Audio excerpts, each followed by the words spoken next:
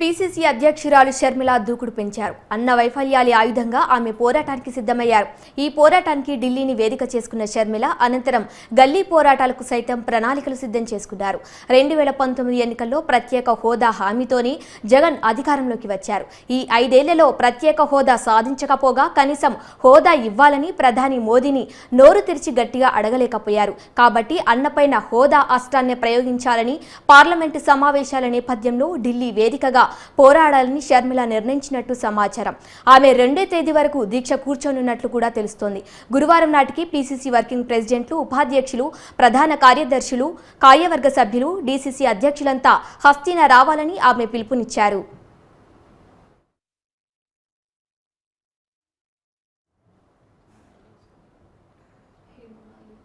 ప్రత్యేక హోదాపై ప్రతిపక్ష నేతగా జగన్ చేసిన ప్రసంగాలు, దీక్షల వివరాలను రాష్ట్ర ప్రజలకు షర్మిల ఈ సందర్భంగా గుర్తు చేశారు. జగన్ మాటలను విశ్వసించి వైసీపీకి భారీ విజయాన్ని అందిస్తే ఎంత నమ్మక ద్రోహం చేశారో వివరించేందుకు ఆమె సిద్ధమయ్యారు. ఢిల్లీ యాత్ర పూర్తయ్యాక ఫిబ్రవరి 5న ఉమ్మడి అనంతపురం జిల్లా మడకశిరలో బహిరంగ సభ నిర్వహించాలని భావిస్తున్నారు. తర్వాత గన్నవరం, విశాఖలో కూడా బహిరంగ సభలు చేపట్టాలని షర్మిల యోచిస్తున్నట్లు పీసీసీ వర్గాలు తెలిపాయి. మంగళవారం విజయవాడ ఆంధ్రరత్న భవన్లో కేంద్ర మాజీ మంత్రి పళ్లం రాజు నేతృత్వంలో మేనిఫెస్టో కమిటీ సమావేశమైంది.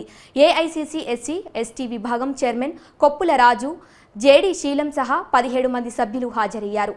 10న బెంగళూరులో విస్తృత చర్చల అనంతరం మేనిఫెస్టో తయారవుతుందని కొప్పుల రాజు తెలిపారు. 2014లో రాష్ట్ర విభజన సందర్భంగా పార్లమెంటు చేసిన చట్టాన్ని అమలు చేయాల్సిన బాధ్యత కేంద్రంపై ఉందని షర్మిల స్పష్టం చేశారు.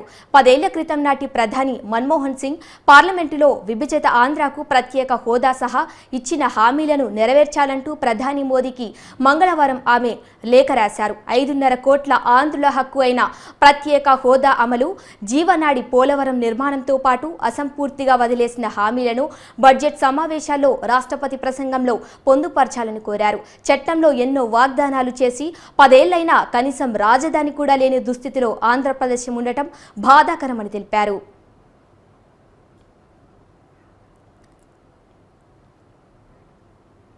రాష్ట్ర ప్రజలను కేంద్ర రాష్ట్ర ప్రభుత్వాలు తీవ్ర నైరాశన్యంలోకి నెట్టేశాయన్నారు.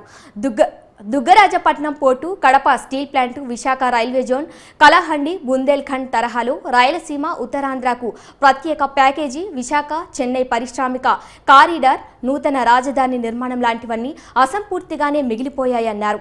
ఇవ్వాల్సినవి ఇవ్వకపోగా ఆంధ్రుల పోరాడి సాధించుకున్న విశాఖ స్టీల్ ప్లాంట్ను ప్రైవేట్ పురం చేసే యత్నాలు మరింత బాధిస్తున్నాయని వాపోయారు.